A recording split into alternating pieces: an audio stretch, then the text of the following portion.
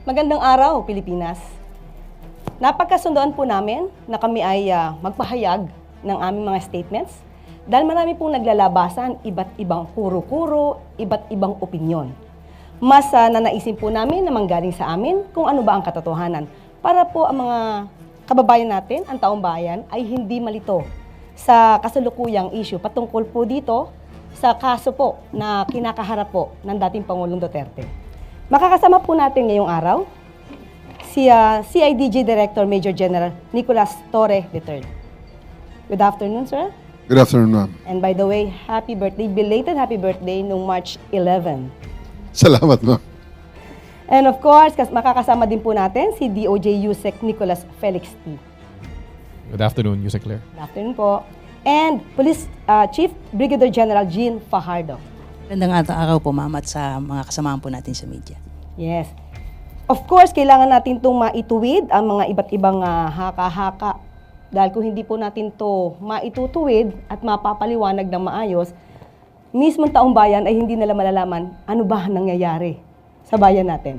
Especially patungkol dito sa sitwasyon na to. Marami nang pinag-uusapan tungkol sa jurisdiction ng ICC. Ito po ay matagal na rin pong ipahayag sa pamamagitan po na naging desisyon ng Supreme Court. Hayaan niyo po akong basahin ang sinabi po ng Supreme Court. And I quote, "A state party withdrawing from the Rome Statute must still comply with this provision, Article 1272, that states, a state shall not discharge by reason of its withdrawal from the obligations arising from this statute while it was a party to the statute. Even if it has deposited the instruments of withdrawal, it shall not be discharged from any criminal proceedings. Whatever process was already initiated before the International Criminal Court obliges the state to cooperate."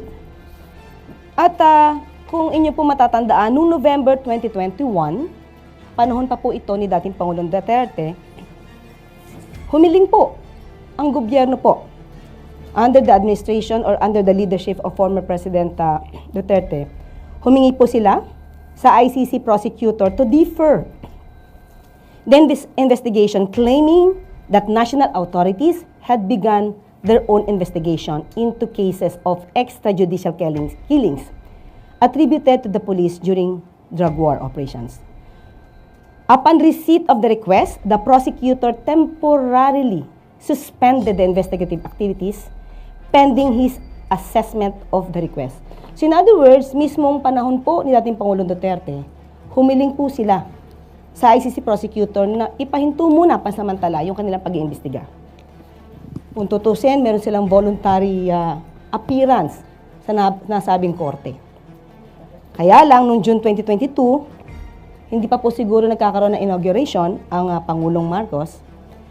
The court's current prosecutor, Karim Khan, asked the ICC judges for authorization to resume his investigation. Kasi wala po nakita na substansya or mga tamang pamamalakad para po maituloy ang pag-iimbestiga dito locally. Kaya po minabuting ituloy ang pag-iimbestiga ng ICC. So doon na po tayo pupunta at doon nga po nagkaroon na po ng warrant of arrest.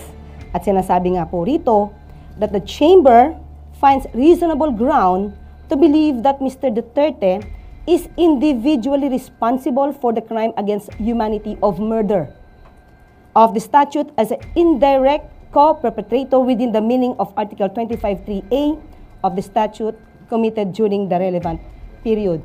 So, ang pag-uusapan na po natin ay yung warrant of arrest. Dahil marami po ang kumu-question kung meron bang valid warrant of arrest. So, tanungin po muna natin si General Nick.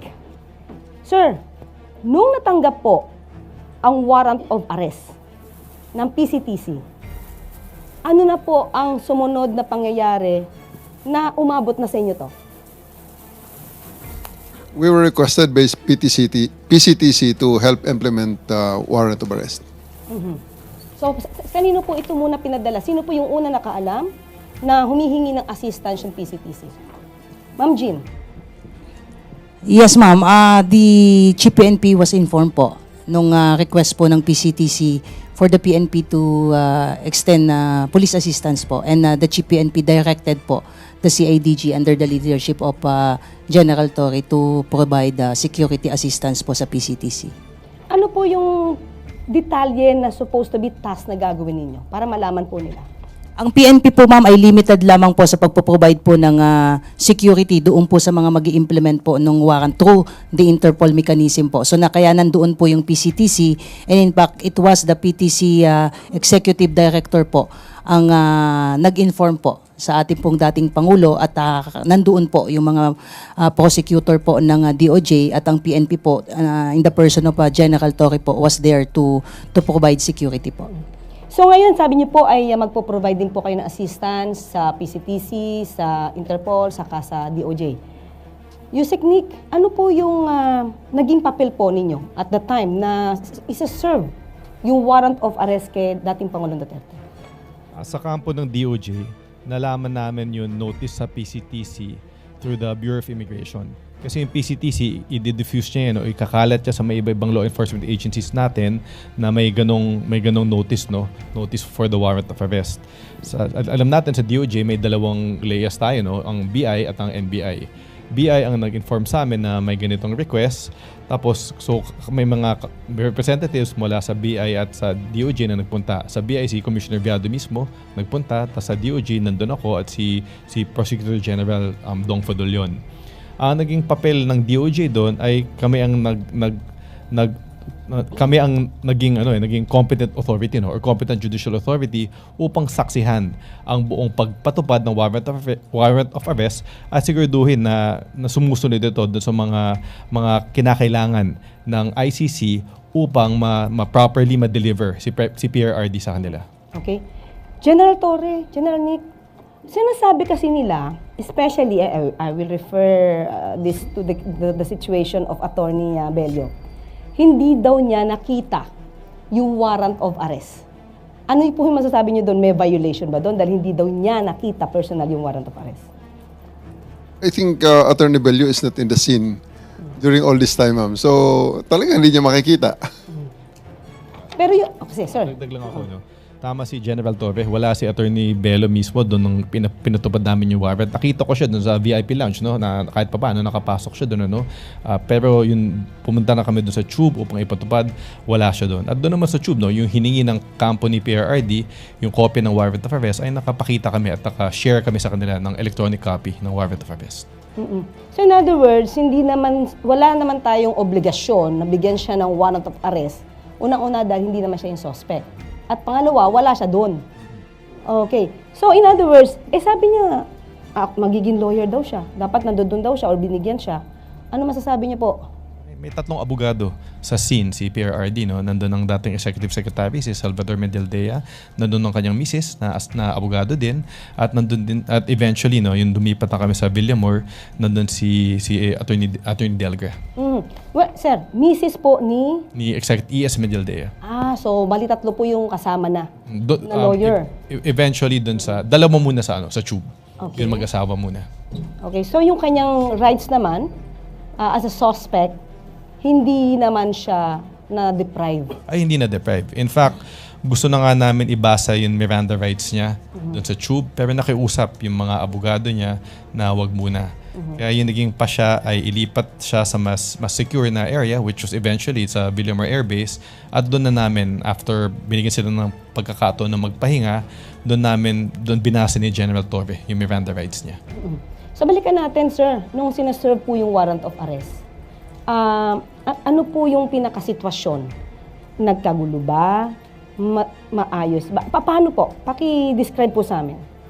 Well, sa lahat naman pong stage nung service ng warrant ay okay lang naman. Everyone is calm. Everyone was just expressing each one is expressing his own opinion. Pero at the end of the day, we insisted na sumama siya sa amin dahil siya ay inaaresto namin. At that time po ba, naka-wheelchair ang dating Pangulong Duterte or normal naman po siya maglakad?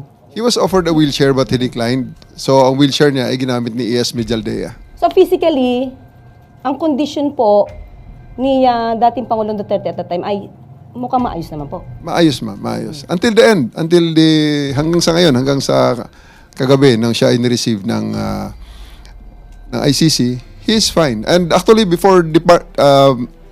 bago bumaba sa plane, he made a video na andyan naman ngayon sa social media. He says that he is fine. Okay. Kay General G naman po, medyo inaano kayo sinasabi, umiiwas daw kayo sa tanong ni Senator Bongo. Paano niyo po ba itong sasagutin? Ganito po kasi ma'am yung nangyari nun ma'am. Nung maisakay na po at lilipat na po sila sa Villamor, susunod po si Chief PNP. I was supposed to board po yung sasakyan ni Chief PNP at paalis na po. Kaso nasakay yung pinto ng van, umandar na po yung sasakyan niya. Humahabol po ako. Hindi ko po iniwasan, with due respect po kay Senator Bongo. Kung na-offend po siya, pasensya na po. Pero there was no intention on my part na takbuhan siya. It so happened na hinahabol ko po yung convoy. Kaya po tumakbo po ako, palayo po doon sa direction po nila. So from there, sa airport, dinala siya sa Villamor Air Base? Tama po ma'am. Yes, ma'am. Okay. Nung nakapasok na siya at dinala siya sa Villamor Air Base, General Torre, paki-describe. Kasi kanina may kinukwento po kayo na naging relax naman yata ang Pangulo at umupo siya sa kanyang sa sila ng Pangulo. Paki-describe nga po yon. Well, ang particular place kasi sa Villamor is the 250th Presidential Airlift Wing. Yun po ang lounge ng presidente ng Pilipinas. At doon din siya, nung siya ang presidente, doon siya naupo sa same seat na para sa ngayong presidente. Pinabigyan po namin, pati po ang kanyang mga kasamahan, they were there in the most comfortable lounge, and arguably sa kahit na anong airport natin sa buong Pilipinas. Ilan po ang nakasama sa loob po nitong lounge na to? Hindi na po namin nabilang sa ngayon. I'll give you the exact. Hindi ko na po nakita, ma'am, sa buong accounting namin. Pero yung matatandaan niyo po, sino po yung nakasama ni dating Pangulong Duterte sa lounge? Nandun po aside from former PRRD, nandun po si Hanelet, yung anak niyang si Kitty, andun ang mag-asawang Mijaldea, andun si Attorney Delgra, andun ang tatlong retired generals, retired generals at ang kanilang mga spouses. Tapos may several people pa kasi puno ho ang lounge Napakarami po nila. Puno ho sila sa isang coaster. Nang dinala namin sila mula doon sa exit gate ng NAIA hanggang sa lounge ay nasa bus po sila ng PNP sa coaster po. Puno po. Ang nakwento nyo rin po kanina, parang dapat na umalalay, tama po ba ako, mga kababaihan ng kapulisan natin. From start to finish, not one of our people touched PRRD. I did not allow it. The only people who touched him are his bodyguards. Nandun ho si Romy, yung bodyguard niyang sundalo. May dalawa pang bodyguard na ito talaga yung umaalalay sa kanya, si Romy. Plus ang isang personal nurse na isang police. Then may isa pang sundalo na bodyguard na lalaki at isa pang police na bodyguard na lalaki. So, yun lang po ang mga taong humahawak sa kanya diretso aside from his family and parts of his entourage. Wala po sa mga police at hindi po namin hinawakan kailanman si PRRD. Totoo po ba na yung mga nag-implement po nito, nagsuot po kayo ng body camera? Meron po tayong mga body camera, ma'am. Kompleto po tayo. More than enough ang body camera and also the alternative recording devices na record po namin. Pati yung mga cellphones. Pati rin po sila, may mga cellphones po. Wala po tayong deprived doon. So, doon po sa panahon na siya po ay nasa Villamor Air Base, nandun po siya sa lounge, paano naman po yung kanyang pagkain? Kasi parang nababalitaan natin, na-deprive ng pagkain, kaya kailangan magdala ng pizza itong si Senator Bongo. Paki-describe nga po ang sitwasyon doon. Wala pong deprivation at any moment ng kanilang right to food and water. In fact, dinideliver pa nga namin And they are just the one declining na lang dahil sobra namang pagkain talaga Sobra namang dami. At may delivery sila, may pa-deliver sila, may pabigay din kami. So, there's really no problem and hindi ito tama ang contention na dideprive namin ng food. So, nakapasok naman po yung isang box ng pizza na pinabili ni Senator Bongo. Hindi ko na po nakita yung pizza na yun, pero napakarami talaga ng pagkain Kaya, part ng birthday ko na rin siguro celebration. Nagse-celebrate. But anyway, Yung naging condition po ba ni dating Pangulong Duterte? Tumaas po ba yung sugar level niya? Bumaba? Anong meron? Or wala? Sa buong time po na nandun kami sa holding area, meron pong PNP doctor, dumating ang kanyang mga personal doctors, may mga nurses galing sa PNP, at dumating din ang chief ng hospital ng Villamor Air Base Hospital. So may doktor doon, dalawa, may isang galing sa kanila is sa Air Force, merong surgeon, may isang, ang pagkaalam ko is GP, at maraming mga nurses. So medical personnel, pati ang kanyang personal doctor ay nakarating po. Okay. So in other words, lahat ng medical needs na kailangan ni dating Pangulong Duterte ay accessible naman sa kanya. Ma-access niya agad, makukuha niya agad kung kinakailangan. Opo. Kasi sinasabi, parang nag-oxygen na ba siya? May picture na pinakita na siya nakahiga. Ano po ba yung tubong nakalagay sa kanyang ilong? O inyo pong alam? Well, nung dumating ang time na sinabi niya napapagod siya, gusto niya humiga, we provided him with kasi bedroom niya rin dati yun eh. So, binigyan natin siya ng foam, bigyan natin siya ng kumot, at sinaraduhan natin, nilagyan natin ng mga blinders, yung area na pwede siya matulog. And he actually slept. He is asleep the whole time. Kaya nga nung hapon na, nung sinasabi kong matagal na masyado ang usapan niya ng inyong mga abogado, mismo ang mga abogado nagsabi na, paano kami makapag-usap, tulog siya. That's already, pang-stretch na lang talaga. Another blockade para ma-justify na hindi siya maisakay sa aeroplano. Parang may delaying tactics ba? Delaying tactics na lang talaga yan, ma'am. Pero at the end of the day, there's no deprivation whatsoever of legal counsel, yung mga medicine niya, food niya, wala po yun. At naibigyan natin lahat ng yun. Ang medical needs niya actually, sobra-sobra pa. Pero di ba nire-request po na dapat madala daw sa ospital? At that time po, kailangan ba siya talagang dalhin sa ospital? Ang sagot ko po sa panahong yun, sinagot ko sa kanila regarding that matter, Sir, sa ospital, ikaw ay examinin din lang ng mga doktor na ito. Ang mag-iiba lang is yung location. Pero ang gagawin sa iyo is exactly the same. Dahil andito naman lahat ng mga gamit. So, sinasabi nila kailangan na ng ECG? full check-up, ECG, pating ECG machine, ipinasok natin doon. Pinasok ang ECG. And kaya tinanong ko nga siya, Sir, ngayong araw na to, at this point, buong Pilipinas, ang dami ng hinuli ng mga nagkasala sa batas na aresto by virtue of a warrant, warrantless arrest, at implementation ng search warrant. Tanong kita, Sir, ilan sa kanila ang dinala sa presidential lounge? At binigyan pa na, dinalhan pa ng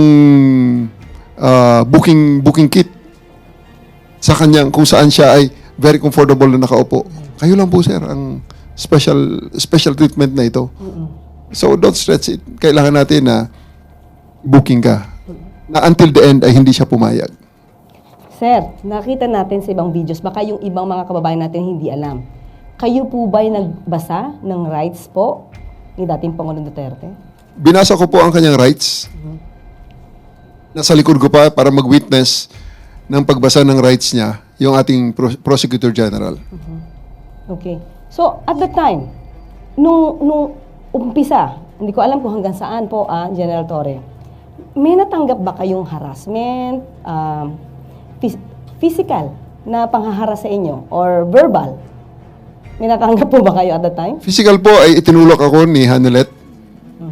Tinabig niya ako. At malakas ang pagkatabig niya nung nagkasalubong kami sa hallway. Nasa video naman, minura ako ng kanyang anak.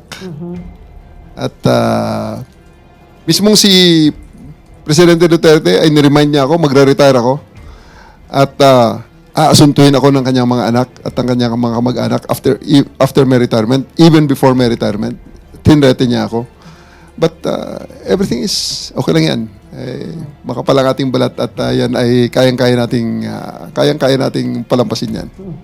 Ma'am Jean, meron po tayo ibang miyembro ng kapulisan na nakatanggap din po ng itong klaseng harassment. Pwede po ba niyo ikwento to?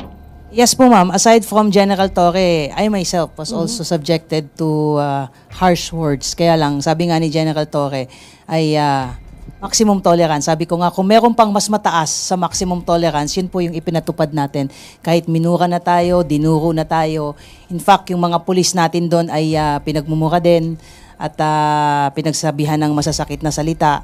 At si Miss Hanilet po ma'am ay pinukpok pa po sa ulo yung isang pulis natin na nag-sustain po ito ng napakalaking bukol po sa kanyang noo po at dinala po sa ospital. Pero in spite of that ma'am, wala pa rin pong nag-harm sa kanila, wala pong nanakit sa mga pulis natin at hinayaan po na ganun yung mga pananalita po nila at action po nila sa atin. Mapapakita ba natin yung video? Pwede po nating mapakita para mapanood po nating lahat? Ma'am Jean, paki-describe niyo nga po yan.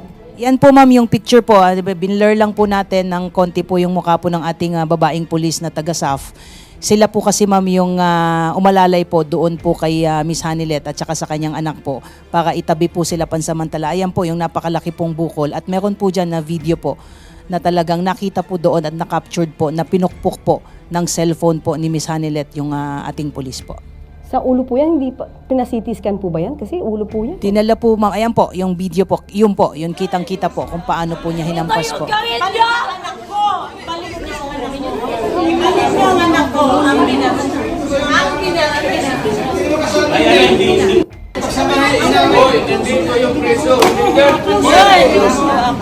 ito yung garit niya! Anak ko! Balik ang anak ko! Balik ang anak ko! Kita po nyo dyan ma'am sa video is tinatabi po sila.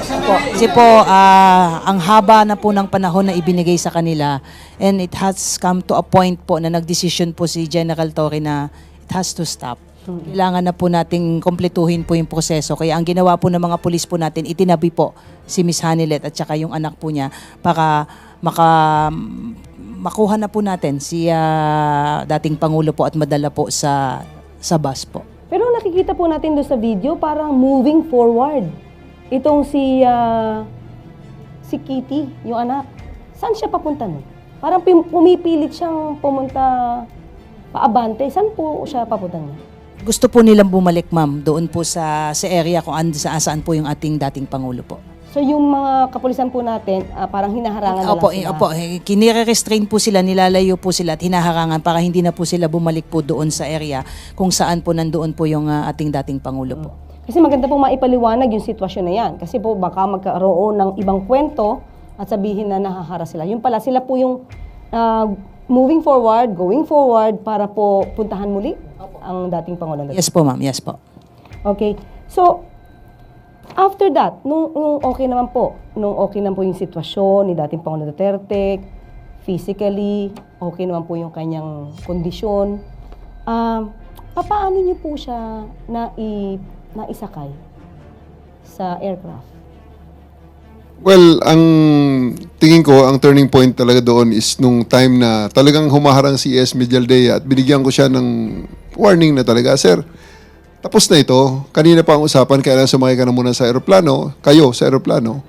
At saka na natin pag-usapan ng iba pa, sa husgado na.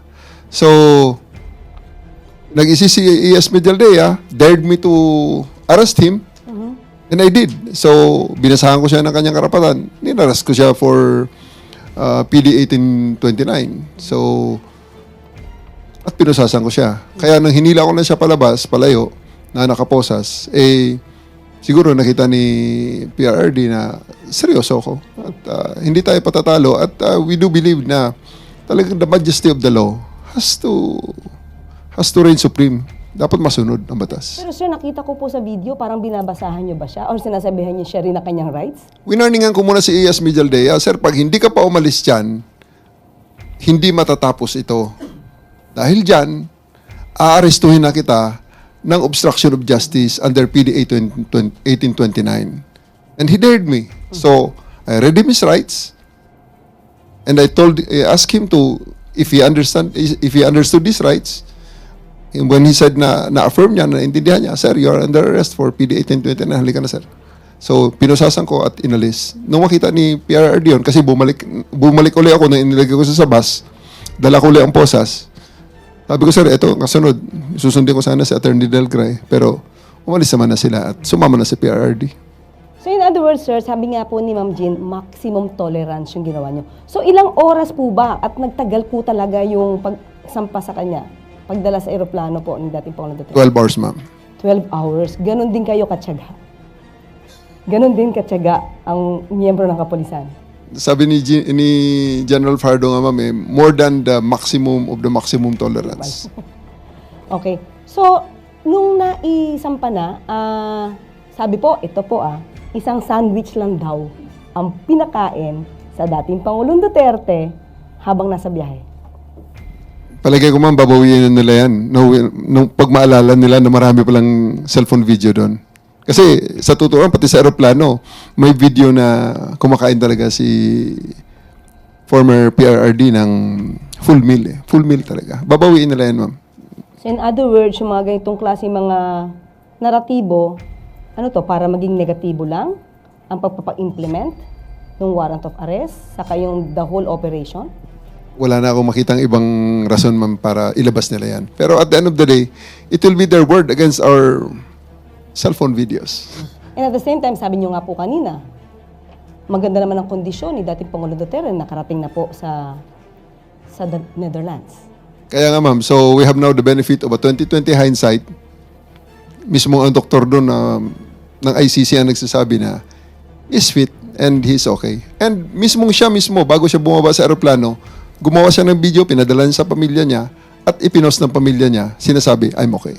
Ilan po pala yung kasama ni dating Pangulong Duterte sa kanyang trip? Ang kasama po niya, ma'am, yung kanyang close-in security, yung kanya pong personal nurse, si Attorney Miljaldia. Sa part, ma'am, ng government po ay may dalawang doktor po na kasama, dalawang CIDG po, at yung representative po ng PCTC po. Mismong si Ambassador Lacanilaw po ang kasama. Teka lang po, at that time, syempre wala namang visa. Si Attorney Miljaldia or ES, former ES. Paano po siyang napayagan na sumama pa kay dating Pangulong Duterte? Actually, ma'am, silang lahat walang visa. Kaya lang, tumulong po, ma'am, yung Philippine Embassy po natin sa Netherlands para i-process po yung mga karampatang visa, pati po yung kanilang mga appropriate clothings po ay pinobide po ng Philippine Embassy dahil malamig po doon. So pagdating po nila doon, inasikaso po kaagad sila ng kanilang pangangailangan po, including po yung pag-process po ng mga temporary visa po nila. Yung Philippine Embassy po natin ang tumulong doon. Okay, so maski na si ES po, meron siyang na-provide po siya ng mga tamang kasuotan dahil nga sa napakalamig na klima. Lahat po sila, ma'am. Yes, General. We will release the pictures pala, ma'am, sa inyo. Pati toothbrush, toothpaste, at mouthwash meron. Ayan. Ayan. So, huwag po tayo maniwala doon sa mga sinasabi na na-deprive po ang dating Pangulong Duterte ng kanyang mga karapatan dahil ang bansa mismo, ang gobyerno po natin ay tumulong po sa kanila. Okay, balik naman po ngayon tayo kay Yusek Nikki. Yusek Nikki, may issue. Bakit daw nag-violate ng pagpapa-implement ng Rome Statute ng Section 59? Paki-explain nga po sa taong bayan, ano ba itong sinasabi nilang Section 59 ng Rome Statute? Unang-una, isang malaking pagbabaliktad dun sa posisyon nila yan. Dahil habang pinapatupad namin yung warrant of arrest, sinasabi nila na wala na tayo sa Rome Statute, wala na tayo sa ICC, dapat hindi gamitin yung mga provision ng ICC ng Rome Statute. Ngayon, dahil convenient, biglang ginagamit. Pero sa amin naman, may nakalagay dun sa Article 59 na dapat may competent authority, competent judicial authority na magsasabi, na magpapatunay na yung warrant, subject ng warrant of arrest ay si PRRD. Pangalawa, na yung dumaan sa proseso, yung pagpatupad ng warrant of arrest sa kanya. At pangatlo, na na ginalang lahat ng mga karapatan niya habang pinapatupad yung warrant of arrest. Ang nagsilbi bilang competent authority dito ay kami, ang Department of Justice. At in fact, yung Prosecutor General natin, napirmahan na niya yung certification at pinadala na natin sa ICC dahil ito ay isa sa kanilang mga requirements bago ma-turn over si PRRD sa kanila. Sa atin, may masama ba na ang DOJ ang nagsilbi bilang competent judicial authority? Walang masama doon. Kasi unang-una, ang DOJ ay may quasi-judicial functions naman yan. At isa sa mga quasi-judicial functions ng DOJ ay sabihin, ay i-determine na kung isang arrest ay valid, no? Magandang halimbawa dyan ay tuwing kami nagko-conduct ng mga inquest, tuwing nagko-conduct ng inquest sa mga fiscal natin, ang unang-unang ginagawa nila bago pa pagpasya, no, kung ipapasagutin yung respondent, ay alamin muna kung valid yung pag-implement ng warrantless arrest. So ito, walang bago dito. Ginagawa talaga ng mga fiscal natin to na sabihin kung tama ang pag-implement ng isang arrest sa tao. So, anong ginamit? Okay, sabi nga natin, hindi na tayo yung miyembro ng Rome Statute. Ano po in particular, yung ginamit natin na batas para po maging legal po ang pagsisilbi po ng warrant of arrest kay dating Pangulong Duterte? Bukod dun sa ating pagiging member ng Interpol, no, na yun yung kumbaga naging entry point natin for implementing this warrant of arrest, yung isang batas na ginagamit natin ay yung Republic Act 9851. Ito yung act that punishes crimes against international humanitarian law. Kung titingnan nyo tong batas na to, halos katumbas ito ng Rome Statute.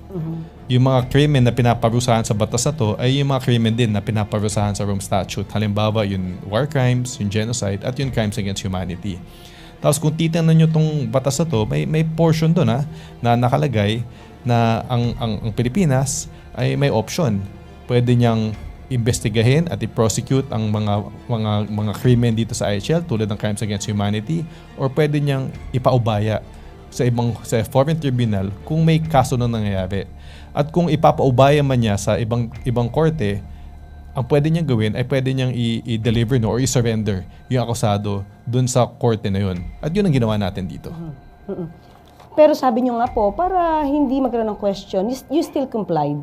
Although hindi tayo dapat nagko-comply kasi hindi tayo miyembro. Hindi na dapat. Still complied too para magkaroon ng substantial compliance. Kasi procedure na lang yan. Hindi na yan substantive issue, it's a procedural issue na kung papatanggapin ng ICC CPRRD, kailangan may competent judicial authority na magpatunay na nasundan yung mga tatlong gusto nila. No? At kami, ang DOJ, kami ang nagsilbing bilang competent judicial authority. Ayan. So maliwanag na po kasi nagkakaroon po ng issue, dapat daw po ay ma-consider na illegal yung pagsisilbi ng warrant of arrest dahil hindi nga daw po nag-comply dun sa Rome Statute na Section 59. Pero pinaliwanag nga po ni Yusek Nikki na may substantial compliance and at the same time, ang ginamit po nating batas ay ang RA 9851. Okay? So, may mga katanungan pa rin po sa inyo. O nang una, okay? Mula kay Ivan Alvarez ng UNTV. Yung umiikot sa social media na bagsak ang moral ng mga polis. General Torre, totoo po ba to? I would refer you to Jean. Ipasa kita kay Jean kasi siya talaga ang kasama ng mga sinasabi lang umiyak na pulis. Ayan. Yung kumakalat na sinasabing sympathetic, yung mga pulis natin na umiiyak during the implementation po ng warrant of arrest. Hindi po totoo yun. Kung kayo po ay nakapasok po doon sa holding area, ay maliit lang po yun. At sa dami ng entourage nila, sa dami ng mga pulis natin na nandoon, napakainit po nung suot po ng mga staff natin. Naka-camouflage po yun, nakasombrero. Kahit kami rin po ay basang-basa po ng pawi. So may nakita po, na-captured po doon na parang nagpunas po at nakayuko po. Ang sinasabi po nila ay umiiyak po yung pulis. Hindi po totoo yun. At ang sinasabi nilang mababa po yung moral ng pulis, hindi rin po totoo yun. At sa mga lumalabas na mga video, ang pakiusap po natin, huwag po tayong basta-basta maniwala. Ang PNP po ay nakafocus po sa pagpapatupad po ng aming mandato. Saka parang bakit naman babagsak ang moral? Considering na naging successful naman din po yung inyong pagpapa-implement ng rule of law. At walang naging madugong pangyayari sa nasabing pag-serve ng warrant of arrest. Tama po ma'am, sabi nga natin, professional ang ating mga kapulisan. Alam nila na nandun tayo para magpatupad ng ating mandato. At yun ang ginawa natin, sabi nga natin, mission accomplished, kaya mataas ang moral ng pulis natin. Okay. From Christian Yosores, Radyo 6-630. On whereabouts ni Senator Bato de la Rosa and police preparation in any eventuality if may ilalabas ding warrant of arrest kay Senator Bato. Yusek. Nasaan daw ba si Senator Bato? Parang nagparamdaman. Nakita ko naman may social media post siya na sinasabi niya di siya nagtatago. At hintayin na lang natin kung sakaling lumabas man, ayoko naman pangunahan natin yung ICC, no? Pero meron na tayong modelo, no? Kung paano natin ipapatupad yung warrant of arrest laban sa kung sino man akusado po doon na magkakaroon ng warrant of arrest. Pero parang pinahayag rin niya na willing naman niya yata siya sumama kay dating Pangulong Duterte. Okay, ito po ang tanong. How true that Senator Bato de la Rosa and retired Police Chief Oscar Albayalde could be the next to receive arrest warrants from the International Criminal Court for crimes against humanity regarding the roles in the previous administration's war on drugs? Yes, sir. Hindi kami privy kung sino talaga yung kung anong status ng investigation sa ICC, but ang alam lang namin, nabibigyan namin sa mga bali-balita, nakasama sila sa mga ina-investiga. Kaya yun na lang, abangan lang natin kung magkakaroon man ng warrant of arrest laban sa kanila. May tanong dito pero parang nasagot na po ni General Torre. In a video posted by former President Duterte's daughter, Kitty Duterte, minura po kayo while performing your duty. May additional pa po ba kayong response? Yes lang yun, ma'am. Kaya nating palampasin yan. Okay, thank you. And how do you receive, or rather perceive this action, and what's the step will you take in response? I think kaugnay ito doon sa isang question. Bukod kay dating Pangulong Duterte and Senator Bato, ilan pang personalities, all in all, yung kasama sa arrest warrant ng ICC na ipapadaan sa Interpol? Isa lang, yung warrant na lumabas kay PRRD pa lang. So wala pang ibang natatanggap na communication? Pero kung titingnan natin yung warrant, may nakalagay doon may language doon. Nalimutan ko lang kung yung exact language na may mga other individuals na ina-investigan. Oh, are you closely monitoring any movement amid any possible attempt to create a scenario similar to that of people power? How do we deal about that? General Well, Torre. Ngayon na. At may directive naman sa amin. Okay. All the scenarios are taken care of at hindi man nagpapabaya ang PNP regarding that matter. May mga official pronouncements na dyan si General Fardo. General Pardo. Ang PNP naman po ma'am ay laging nagme-maintain ng proactive measures po natin at kung meron mga nagpapahayag po ng kanilang mga saloobin dito sa mga pangyayari po, kakapatan po nila yan. Yan po yung tinatawag nating freedom of expression po nila. Pero hindi po lahat ng freedom ay absolute po yan. Ang PNP po ay tinitignan po at minomonitor po yan at nakahanda po tayo sa anuman pong mga mangyayari po at wag po nating sasabihin na may mga lumalabas po kasi ngayon ma'am na pinipigilan po sila. Hindi po, in fact, nagmo-monitor lang po tayo as part po ng ating security monitoring at yung ating pong na mga nakikita po ngayon ng mga movement po ng police ay inire-relate po nila dyan. Pero sinasabi ko nga po is continuing po ma'am yung ating security preparation for election. So may mga nakikita po tayo mga simulation exercise. Yun lamang po ay bahagi po ng ating patuloy na paghahanda po para sa nalalapit po na election. Yeah. May kasunod po akong tanong, General Archin. There are infos na may sundalo, police na nag-resign because of former President's arrest. Former President Duterte's arrest. Fake news ba ito, ma'am? May mga nakita na po tayo ma'am na fake news po. May nakita na po ang ACG na gumagamit po at nagpapakita at nagpapakilalang mga pulis at sinasabi nag-resign. Nagtanong na po tayo sa personal po natin. Wala pa naman po tayong nare-receive na anumang official communication na advising the PNP na mag-resign po sila. So wag po tayong basta-basta maniwala po sa mga misinformation at disinformation. At ang sabi po ng ating Chief PNP kanina ay wala po tayong planong disiplinahin itong mga supposedly mga pulis. Ang sinabi lang po niya ay very clear kanina. Let us just remind our PNP personnel na sila ay membro ng PNP bagamat nire-respeto natin yung kanilang mga religious and political beliefs, pero hanggang nasa PNP po tayo ay dapat po ay sumunod po tayo doon sa mga pinatutupad po nating mga ethical standard, norms and policy po with respect po doon sa ating mga personal sentiments dahil meron naman po tayong umiiral na mga grievance mechanism na po pwede po nilang dalihin po doon. But for as long as they are members of the PNP, ay meron po tayong mga dapat pong i-observe na mga protocol with respect sa airing po ng ating mga personal sentiments po. Well, anyway, maliban dyan, maski na naman po ang Supreme Court mukhang naging biktima po ng fake news. Dahil may lumabas po na nag-issue nga daw po ang Supreme Court ng TRO. At si Senatoriable Attorney Lambino, ang nagpahayag nito sa isang video. I hope hindi naman yun AI generated.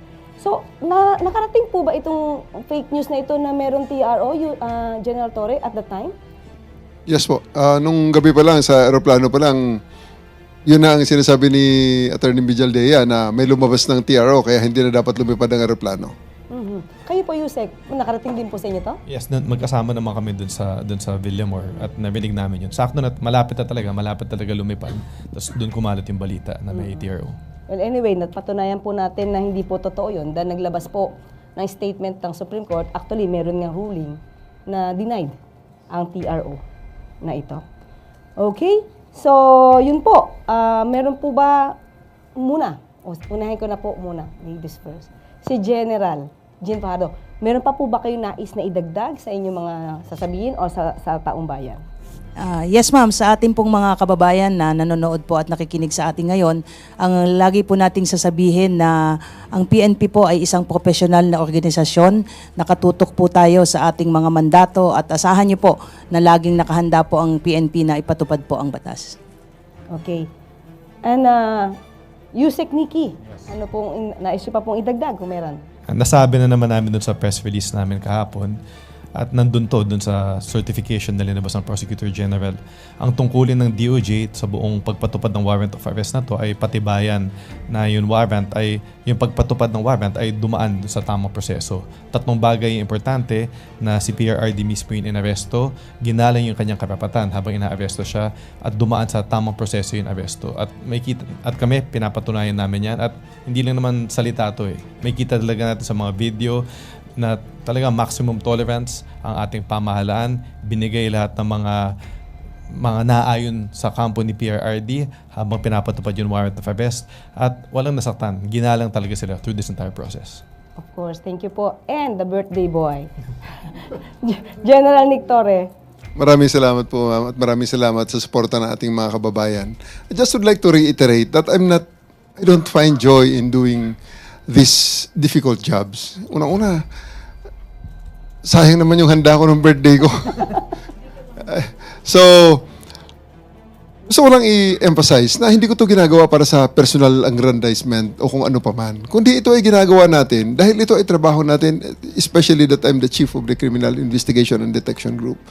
This is something that has to be done para magsimula ang judicial processes na nagkataon ay dito na sa ICC, an international body, na talagang kung naghahanap sila ng neutral na body para mag-decide sa mga reklamo laban kay former PRRD, ito ng ICC. Kasi ang mga tao rito ay mga foreigners. Hindi ang mga judge dito ay foreigners. Wala itong pakialam sa Pilipinas. Wala itong pakialam sa personalidad. Ang pakialam lang nito sa mga facts na ibibigay sa kanila para desisyonan nila. Gusto kong i-emphasize, ang mga judge na yan ay mga foreigner. Pero ang complainants dyan ay mga Pilipino. Ito yung mga Pilipinong nung panahon ni PRRD ay walang nakitang pag-asa sa judicial system, sa judicial processes sa bansa natin ng mga panahong yon. Kaya pumunta sila sa ICC.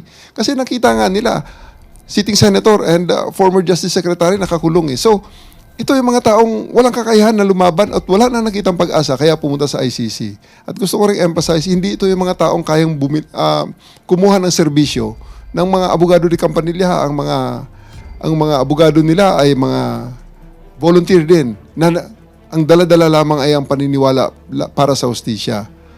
So sa ngayon, dinalan nila sa isang forum na neutral ito, si FPRRD, and the former president, I'm very sure, has the capacity to defend himself using the lawyers that he can afford, that he will get. So, I think this is fair. At sa warrant of arrest na ipinilabas ng ICC, magsisimula lang lahat ng iyon kung ma-take into custody si former President Duterte at madala sa kanila, ma-endorse sa kanila para they can take the jurisdiction and the judicial process can start so that justice can be dispensed for all. Kung siya ay inosente, mapabilis ang pagdeklara na siya ay inosente. Kung siya ay guilty naman, mapabilis din ang pagbigay ng hatol sa kanya para mabigyan naman ng hustisya itong mga nagrereklamong nagkiklaim na sila ay naging biktima ng paglabag niya sa batas. Yes. Tama po, no, General Torre. Hindi lamang po dapat natin tignan ang isang side of the story. Meron po tayong nakakalimutan yung kwento po nung di umano mga biktima ng EJK. So, tingnan po natin pareho. Wag po tayong kumampi. Alam natin na meron po kayo iniidolo, meron po kayong hinahangaan. Pero this time, dapat po hustisya po ang mag-prevail. Hustisya para sa di umano mga biktima at hustisya rin po kay dating Pangulong Duterte. At dyan po nagtatapos ang ating programa ngayon. Hanggang sa muli. At sa susunod na pagkakataon at kung meron pa pong another issue, at ibibigay po namin agad ang mga pagpapaliwanag patungkol dito. Maraming salamat po.